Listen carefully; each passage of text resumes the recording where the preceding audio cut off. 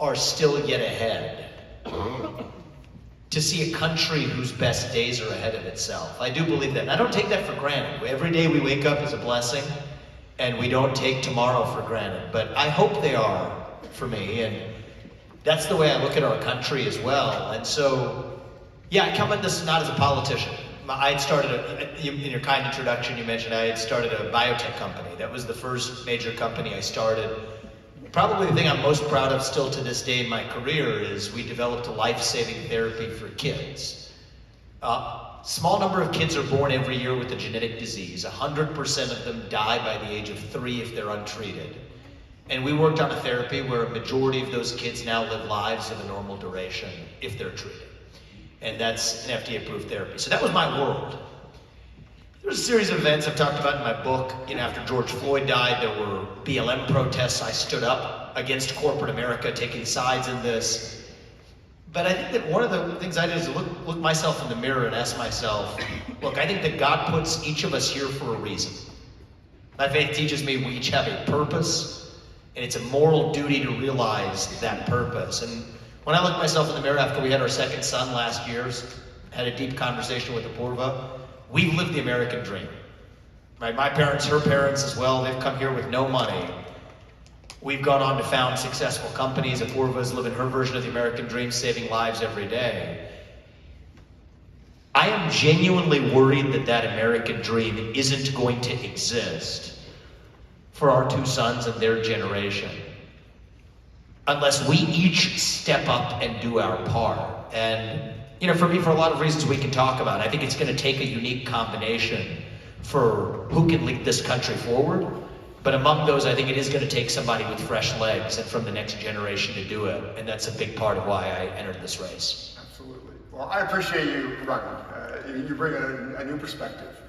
Yeah, we're sorry that your wife wasn't able to come today, but we understand, she, like you said, she's busy helping you campaign, and she's trying to balance her work as a throat surgeon. And how have you two been able to manage your campaign, your careers, and your family? And maybe you could just tell us a little bit more about your son and your wife and your other son too.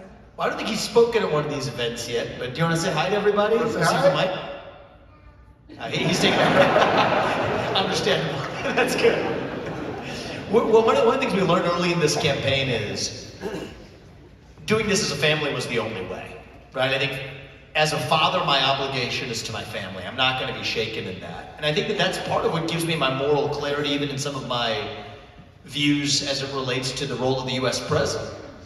One of the things is, just as I'm a father, my role is to my family. As your next president, if you all put me there, I think my sole moral duty is to our fellow citizens in this country. I think that in some ways, this relates to my view as a father, but it relates to my worldview and how I hope to lead this country as the president. You start with your family at home. That's the foundation.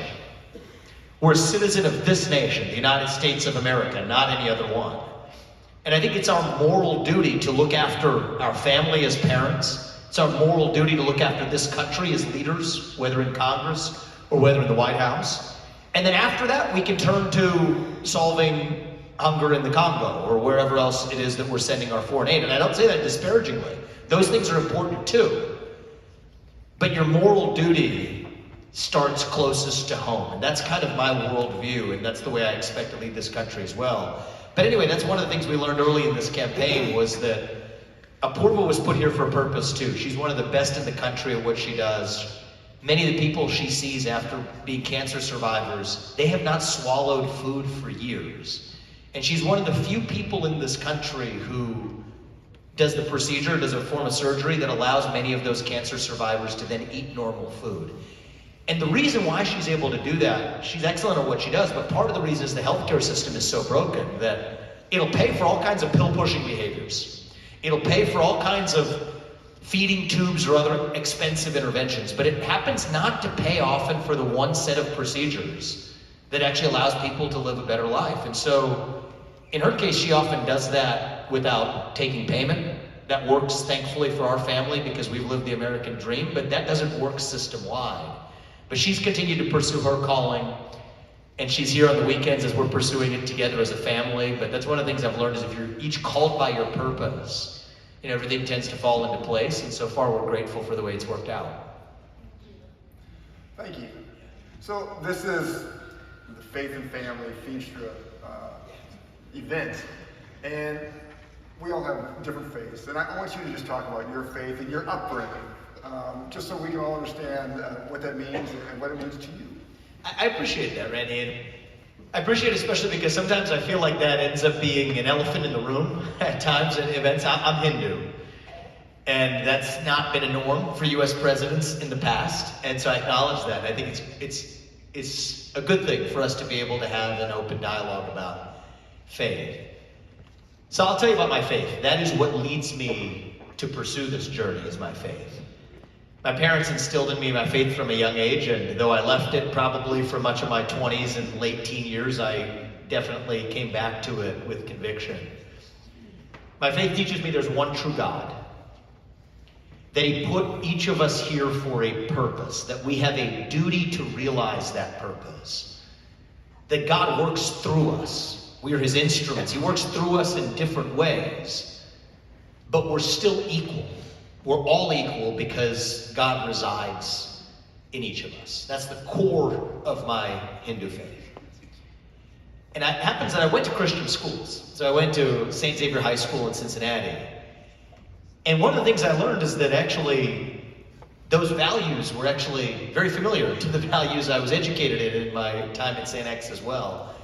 My parents brought us up in a very traditional upbringing. I mean, they always taught us family's the foundation. Marriage is sacred. It was very traditional upbringing, between a man and a woman. That divorce is not some option you just prefer. That the good things in life involve a sacrifice. Abstinence before marriage is the way to go. That it's not just about this life, it's about an eternal life long after this life, just here on earth. And so when I got to St. X and we read in scriptures class in 9th grade, we read the 10 Commandments for the first time. What do they say? One true God. Don't take His name in vain. Respect the Sabbath. Honor your parents. That was a big one for me. Don't lie. Don't cheat. Don't steal. Don't commit adultery. Don't covet. It didn't feel like I was reading those 10 Commandments for the first time. And that's certainly when it hit me that these values that I was raised in, they don't belong to Hindus. Just as they don't belong to Christians or Jews or anybody else, they belong to God. And I do believe those are the values this nation was founded on.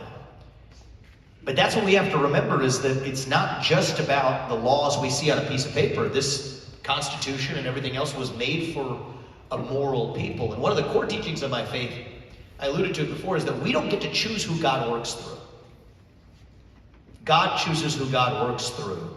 So later that semester at St. X, we get to the book of Isaiah. You may be familiar with some of the teachings coming out of that, but God chose Cyrus in that book, a Gentile all the way in Persia, to lead the Jews back to the promised land. And so that's a core teaching of my faith, is that I believe that we each have our own God-given gifts. It's our duty to use those gifts to achieve good on this earth, and that's a big part of what led me to this journey as well. And we can talk about what I think needs to be done in this country, but I would say it is my faith that led me to this journey, and we're very proud of that. Thanks for explaining that. Thank you. Thank you. Thank you. Yeah, I'd like to ask you a question from a student here at Dordt. We have a question from Nicodemus Elliott, who is a nursing major. Can you raise your hand, Nicodemus? His question is this. As a Christian, I have an obligation to vote for candidates who are dedicated to rewarding what is good and punishing what is evil, as shown in Romans 13, verses 1 through 7. To do this well, you must have a strong subjection to God and the Bible as a moral compass. Since Christians are those who dedicate their lives to following Jesus as the exclusive means of salvation and restoration, what confidence can you leave us with that your campaign will work with the Christian vision to advance the kingdom of God in America? It's a great question, and I don't know if the individual's here or not, but I'm grateful. This is an open conversation I think we need to be having. So we share the same value set in common. It's a different faith. But the values this country was founded on, those Judeo-Christian values enshrined in our Constitution, those are the values, not only was I raised in, those are the values we live our life by. And I think it has been a long time. Let's have some, it's a real talk question, and I love that. Let's have some real talk. I think it has been a long time since we have had a president who certainly I could look my two sons in the eye, and probably most Christian parents could look their kids in the eye and tell them in good conscience that I want you to grow up and be like him. That is the standard I want you to hold me to, because half of the job of the next president is reviving our national character. Half the job is policy. We often go into depth on that, and we can. But half the job is reviving our national character. And so if you want a president, to the gentleman who asked the question, who's going to spread Christianity across this country, I wouldn't be the right candidate for that. For many reasons. But among them, I think, is that I don't think that's the job of the U.S. president. I'm not running for pastor. I wouldn't be qualified to be pastor. But I am running to be commander-in-chief and to be president. And that president swears an oath to the Constitution and needs to be grounded in the same values that that Constitution was written to protect. And that I can say that will I stand for those values? You're darn right I will.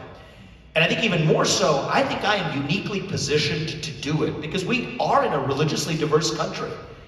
And we should want people of every faith to still stand for those same values of family as the foundation, believing that God doesn't need to be a four-letter word in our culture, believing in yourself, believing that we are put here for a purpose, believing in the foundational values of the Declaration of Independence, that all men are created equal, endowed by their Creator with certain inalienable rights.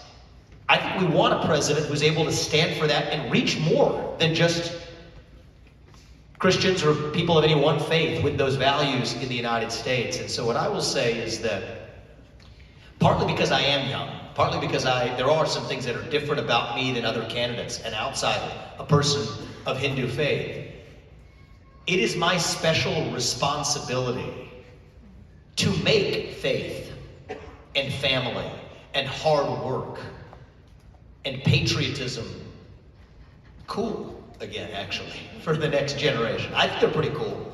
And I think that it's our job as leaders to do that. And I'm in this race in part because I think I can do that better than anybody else from traditional politics, better than anybody else in this race. And with that comes a special responsibility to actually do it. And so that's what I would say is I see a difference, and I think it's good for our country when we see a difference between the role of president and pastor, because there's a role for both in our national revival. And I think that the role of a president right now is to revive our national identity. I think we're missing our national identity as Americans. We have a shared national identity in this country. And then protect religious freedom in a way that we have not done well in the last 20 years, so that parents and pastors and teachers can step up and play their role as well. We're all going to have to play our part, and I'm going to play mine. So that's what I would say in response to that great question. Thank you for that response. Thank you. Thank you. Thank you. Appreciate it. I look at your son, your son's going, damn, we done now, we got that. I'm proud of him so far, but we'll see. He's great, he's great. So I want to ask you something. I have four children, and you have 2 children. You know, the thing that really worries me, and I sit on Ways and Means, so I think about it every day, is our $34 trillion of debt that's on the backs of our children. Yep. I want to look at a president saying, what are we going to do? We got to solve this. I mean, we really got to. So what is your plan? And we're running slow on time, so just think through this. And I'm sick of the lip service to this. I really am, because it's become a talking point. It's so trite. Yet we're not working with a lot of time, right? So I want to impart what I see as a deep sense of urgency here. If our interest payments on our national debt become the largest line item in our federal budget, we're done. Because then we're in quicksand. We're about 5 years from that happening. That's where we are right now. So let's get serious and understand what that debt looks like. Everybody in this room has about $100,000 in debt on their shoulders that they didn't know they had. That's national debt. But that's not quite it, Brent, even.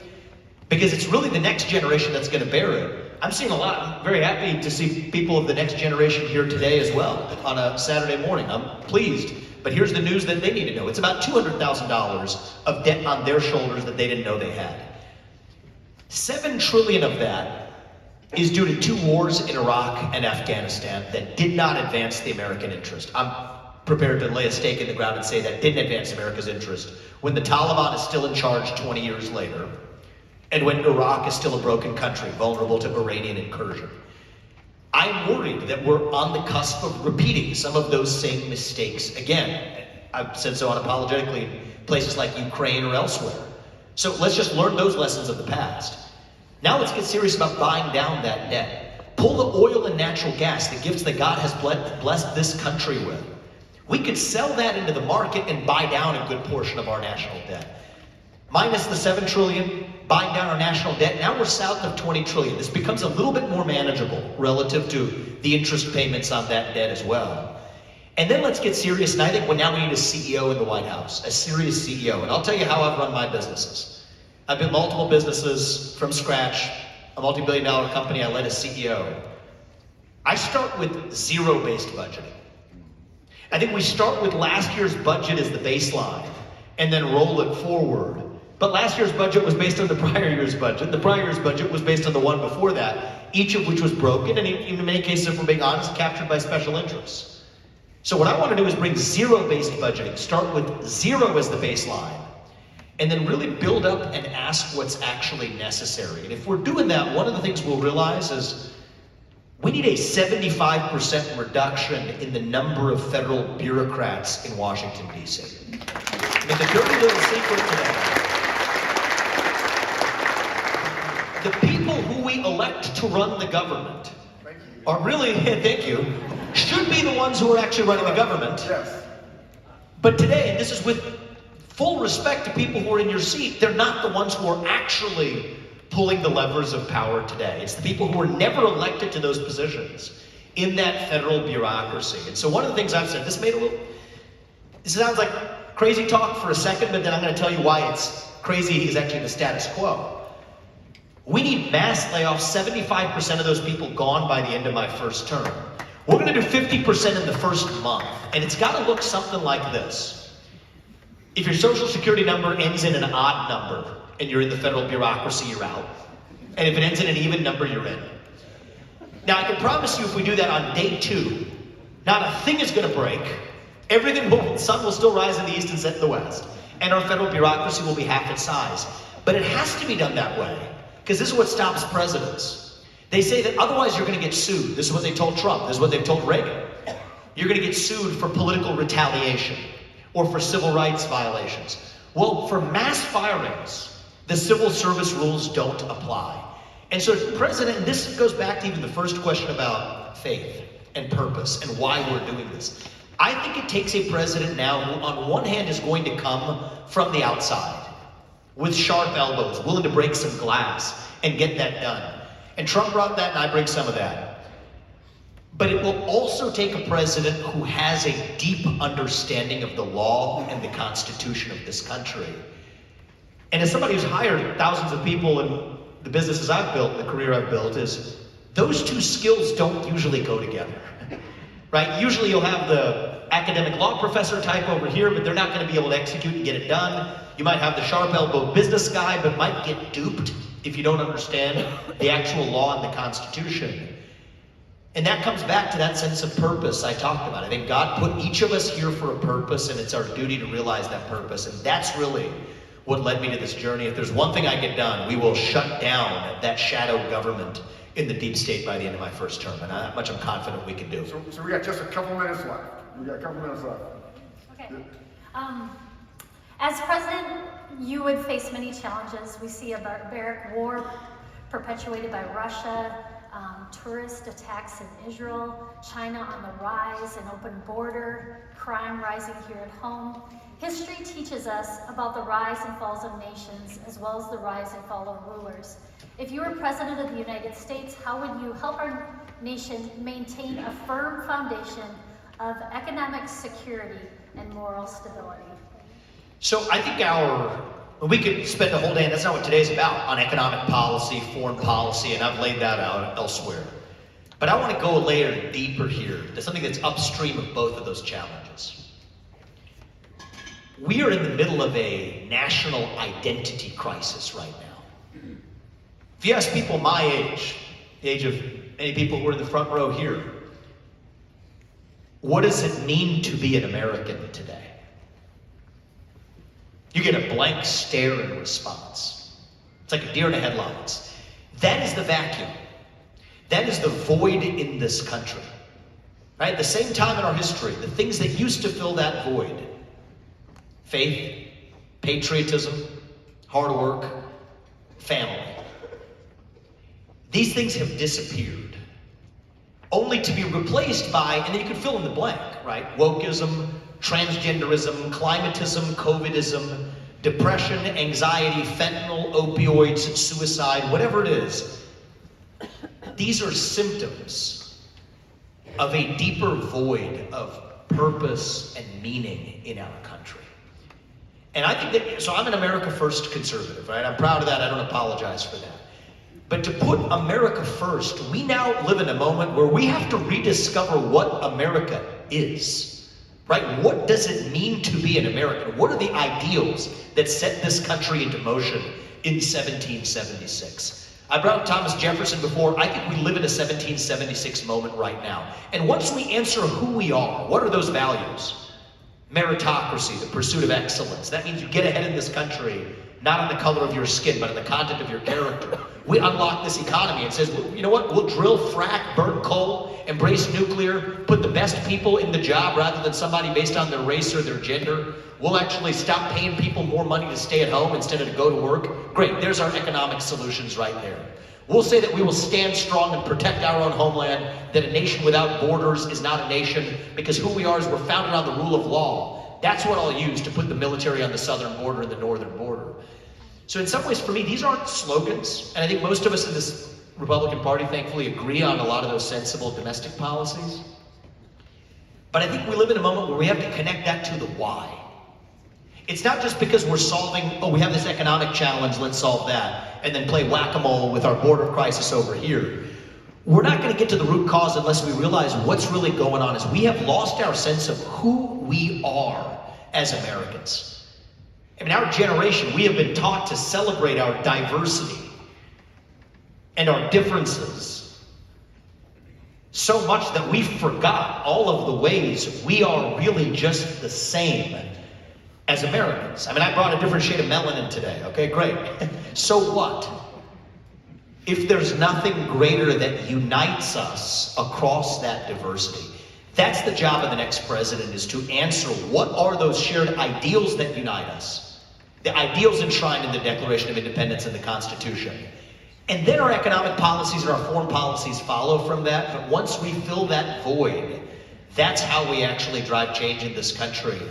And I do think that's going to take someone from the outside, from the next generation, to lead us actually to something, to our vision. And that's why I'm in this race. And so thank you for the good conversation today. I appreciate it. Thank you so much for coming today. I so much appreciate you bringing your son today. I mean, it's special.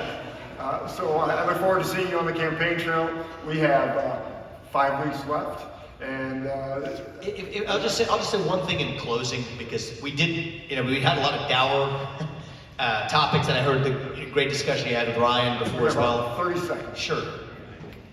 The one thing I want people to take away is